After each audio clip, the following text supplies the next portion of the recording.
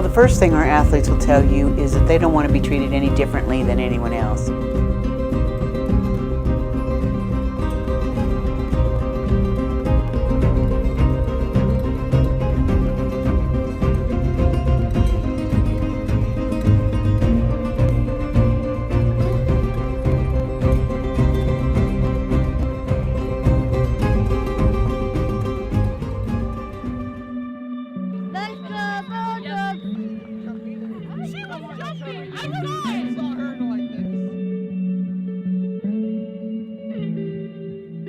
The event here today, we're at State Flag Football. Exciting to see so many teams that are around and playing really hard. Now it's time to introduce our teams. You guys have worked pretty hard to be here, haven't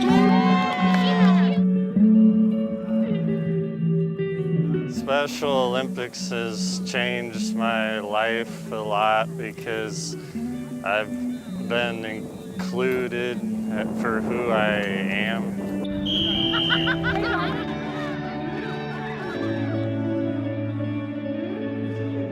Well, I think people with intellectual disabilities face tremendous challenges even in this day and age. They're 2 to 3 times more likely to be bullied at school, for example. They're most often isolated.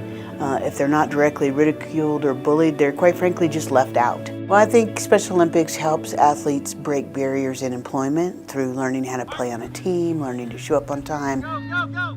Special Olympics as a whole was founded by Eunice Kennedy Shriver, and her main goal was to provide opportunities for those with intellectual disabilities. And she used sports as that platform because sports in general, when you play, when you're around it, there's that team atmosphere. When we first got involved in this, we didn't expect the competition to be so competitive.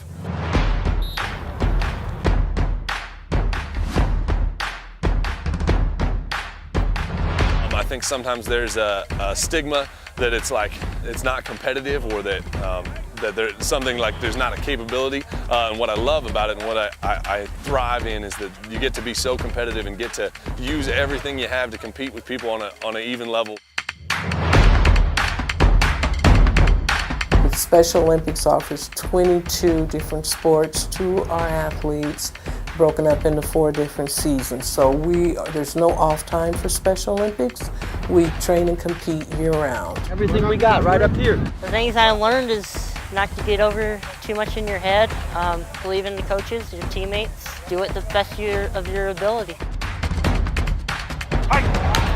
I think that it just teaches a certain amount of responsibility, but on the other side, it gives our athletes self-confidence, self-worth, all the things in life that we gotta take for granted. I started first playing for the Special Olympics when I lived in Arizona. I started competing in unified golf. I recently just moved here about a year and a half ago and started competing in bowling and golf. I'm the development assistant. I work, write letters thank you letters to donors. I answer phone calls. I go out and I give a lot of public speaking as a global messenger. Being able to compete in the sports that I really enjoy, bowling and golf, being able to have a job, some place to go every day, and having great people to work with. It was very segregated back in the 1970s when I was a teenager. Just being able to prove to people that because I have a disability, I'm still able to do the same things that everyone else can do. People really didn't believe in people with disabilities the way they do now.